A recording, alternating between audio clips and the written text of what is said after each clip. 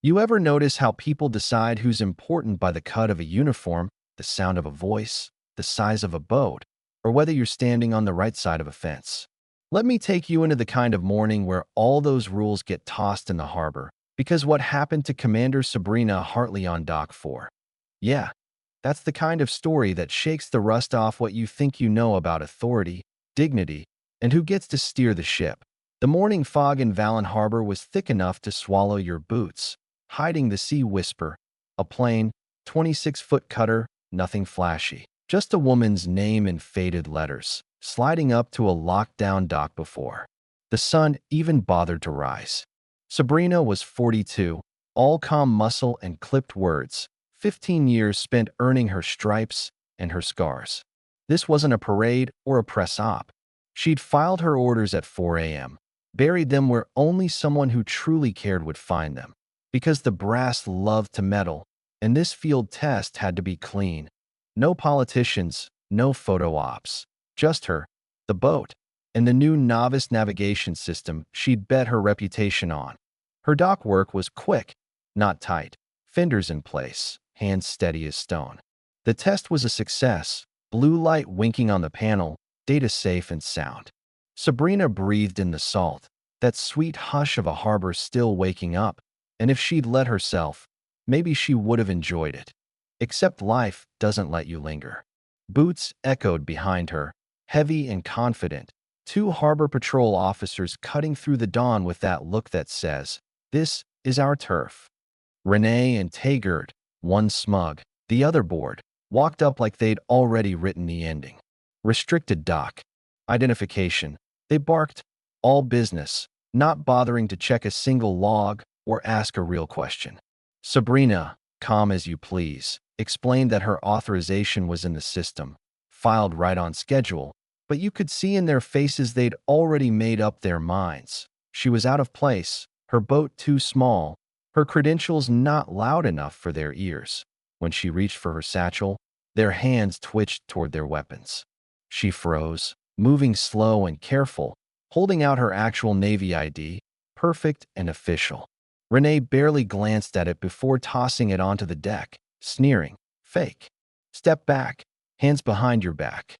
No drama, no yelling. Sabrina just complied, wrists zip-tied tight enough to leave bruises, kneeling on the dock while Taggart rifled through her boat, scattering her gear, smashing her navigation panel, tossing her backup drives, and even her satchel into the water with a grin and an oops. The humiliation was public. Paddle boarders paused. Someone started filming. A woman by the fuel station held her phone high, streaming live to whoever cared to watch. But Sabrina? She just stared at the reflection in the water, breathing even, not begging, not raging, just waiting. Her silence was louder than any protest. The officers joked about her being a special kind of crazy, but no one stepped in, and the phones just kept rolling. Backup was called, Marine Patrol roaring in, men in tactical armor, guns drawn, ready to escalate. Sabrina knelt there, still as stone, and as the lead backup officer demanded her name, her answer was almost too quiet to catch. "Commander Sabrina Hartley, Naval Systems Command." The silence that followed was electric. A young backup officer fished her ID off the deck, checked it, and the change was instant. Weapons lowered, eyes wide. Someone whispered, "Did he say commander?" Then the salute, formal, sharp, absolute respect, cut through the crowd, and the whole dock felt it. The officers who'd arrested her stood paralyzed, suddenly realizing what they'd done. The one who saluted stepped forward, cut her zip ties, and as she stood, brushing off her jacket, the marks on her wrists told their own story. Sabrina didn't gloat, didn't demand an apology. She just nodded toward her ruined boat and ordered, "Secure the perimeter. Get the logs uploaded." And for the first time, everyone obeyed without a word. The video of her arrest, her composure, their arrogance, hit social media by nightfall. 30 seconds of humiliation caught in pixels, and it went viral, sparking outrage, confusion, debates about power and protocol. The second video, showing the Marine Patrol's salute and the reveal of her rank, only poured gasoline on the fire. News anchors replayed the clip. Analysts dug into every frame. Senator Claire Brady called for an investigation. "We failed her. We must not fail again," she said, holding up Sabrina's photo at a press conference. Within days, Captain Maria Kessler was dispatched to lead a classified review, digging through arrest logs, system access, complaints buried by bureaucracy, patterns that showed Sabrina wasn't the first to get this treatment, just the first to be filmed.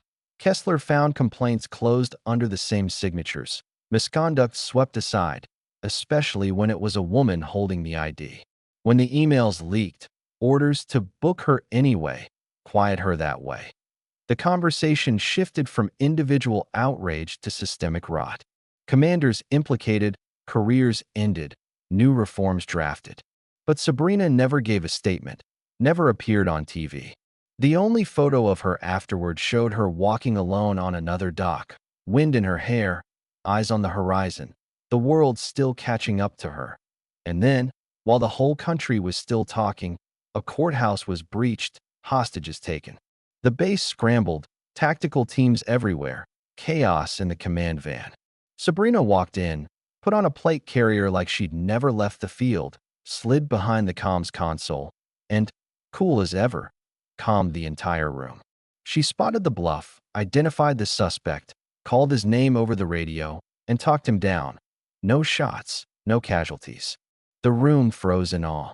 The men who had zip-tied her now stared at their boots, shame etched deep. Sabrina just left the van, her work done, the dried blood on her sleeve barely visible. Her head high point 3 months later, she was back on Sea Whisper, lines coiled, scars fading. Her niece caught a fish, her sister hummed at the bow, and Sabrina showed her how to hold and release it gently.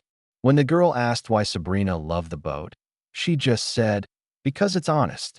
Doesn't care who you are, only how you move." They stayed out till sunset, the hum of the water filling the spaces words couldn't reach. She never needed the spotlight. Her victory was in the silence, the dignity she carried, and the lesson that, in a world quick to judge and slow to listen, sometimes the truest authority is the one that refuses to kneel, even in defeat. That's what real leadership looks like. Not bluster, not titles, just calm in the storm and a backbone that doesn't break. So, what do you think? Does justice come from making noise, or from holding steady till the truth breaks through? Have you seen authority abused, or stood up for someone everyone else overlooked? Drop your stories and your thoughts below. In the end, that's how we change the system, one truth, one voice at a time.